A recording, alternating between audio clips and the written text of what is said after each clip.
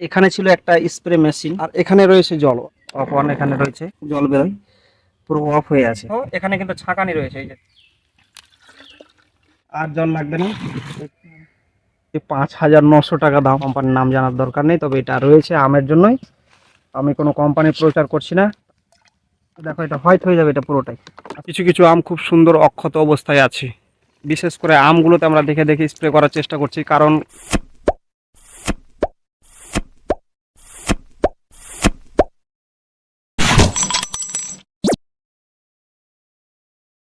Hello friends, welcome back to my YouTube channel. আরও একটি নতুন ভিডিওতে তোমাদেরকে স্বাগতম। আজকে নতুন একটা ভিডিও তোমাদের জন্য নিয়ে এসেছি। অলরেডি চলে এসেছি স্পটগুলোতে যেগুলো দিয়ে জল বেরোয়, কিন্তু এখনও অনেক দিন থেকে জল বেরোয়নি, অল্পটুকু জল আছে, এইটুকুর মধ্যেই কাজ চালাতে হবে। এখানে ছিল একটা স্প্রে মেশিন, মেশিনটা পুরো একবারে মোটরের সাহায্যে চলে। এখানে সব কিছু আছে, আমি দেখানোর চেষ্টা করব। ওইদিকে একটা নিয়ে এসেছি বদনা, ওই যে উপরে। আর এখানে রয়েছে জল, অল্প পরিমাণে জল, একবারে পুরো শুকিয়ে আছে রাস্তাটা, একবার পুরো যেখান থেকে জল যায় পুরো শুকিয়ে আছে।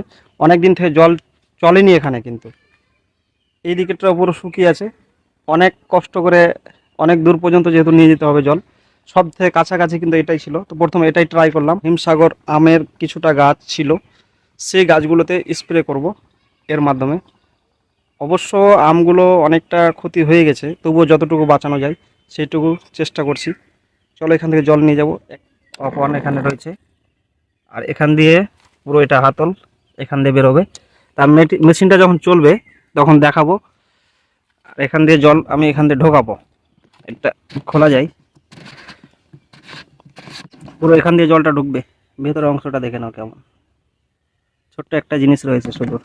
এখানকার জলটা ওঠাবো। এখানে জলটা মনে হবে যে প্রচুর নোংরা, কিন্তু নোংরা না। এখানে যেহেতু আম গাছের পাতা এবং আমের যে মুকুল পড়ে জলটা পুরো একবারে কালো হয়ে গেছে। এটা পুরো অফ, এটাতে কিছুই আসে না, জল পুরো অফ হয়ে গেছে।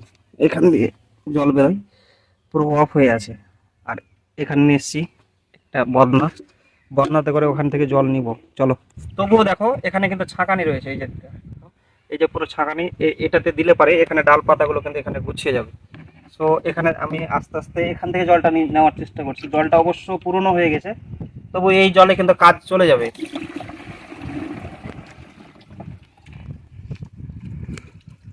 দেখি কত, দুই দুই হলো, দুই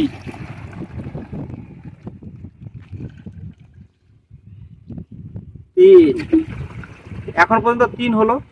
দেখা যাক কত লাগছে।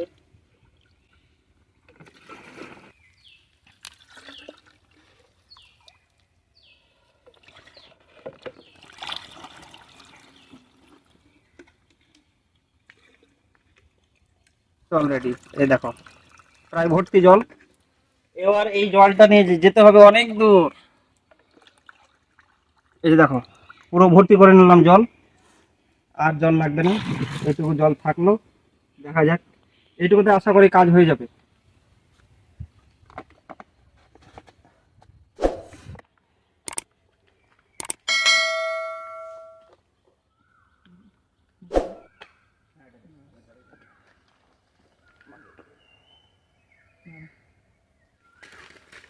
ফাইনালি তাহলে ঘাড়ে নিয়ে নিলাম। চলো এবার তাহলে আমরা যাই, সামনের দিকে এগিয়ে যাই।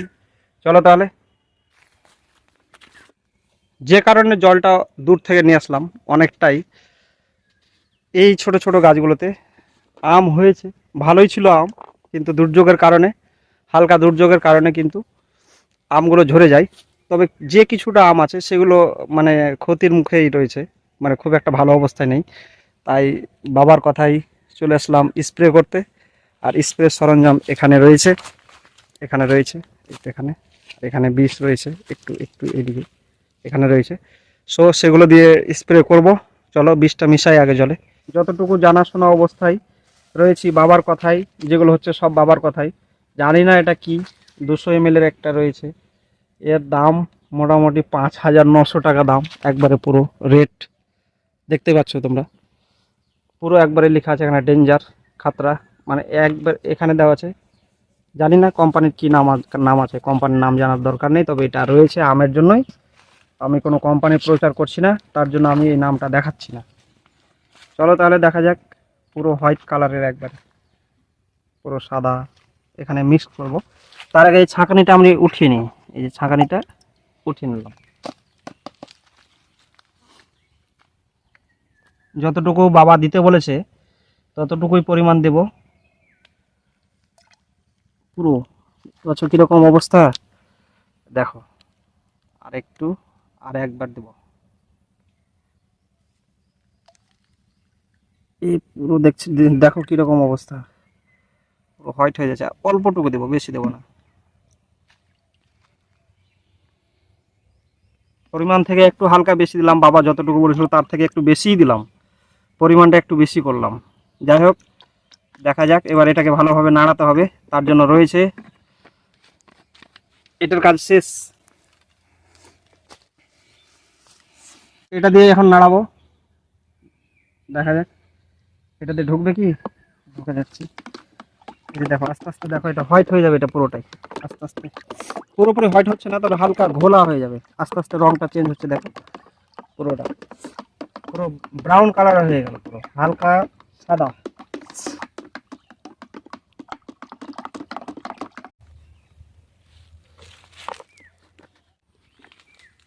পুরো রেডি, চলো এবার স্প্রে করব। শুধুমাত্র হিমসাগর আমগুলোতে এরকম অবস্থা, এখানে পুরো চিটি লেগে গেছে, দেখতে পাচ্ছ আমে প্রচুর পরিমাণে মুকুল এসেছিল, কিন্তু আমের অবস্থা খুব একটা ভালো নেই। এই যে দেখো চিটি লেগে গেছে সবগুলোতে, পরিচর্যার কারণে এরকম অবস্থা। আমি দেখলাম অন্যান্য বাগানগুলোতে এরকম অবস্থা, এই গাছে এই আমে যেমন দেখো আঠা বেরিয়ে গেছে পুরো, এই আমগুলো থামবে না। তবু চেষ্টা করছি বাঁচানোর জন্য যতটুকু পারা যায়। আর পুরো মুকুলের ডাঁটাগুলো দেখতে পাচ্ছ, কতটা আমের মুকুল কত এসেছিল, কত পরিমাণে এসেছিল, প্রচুর পরিমাণে এসেছিল হিমসাগরের। কিছু কিছু আম খুব সুন্দর অক্ষত অবস্থায় আছে। পুরো আমের অবস্থা এখন খারাপ, দেখো কীরকম অবস্থা, আমের চিটালো চিটালো অবস্থা। এই আমগুলো কিন্তু পুরোপুরি একবারে নষ্টের দিকেই, প্রত্যেকটা আম প্রায় চিটা লেগে গেছে আমে।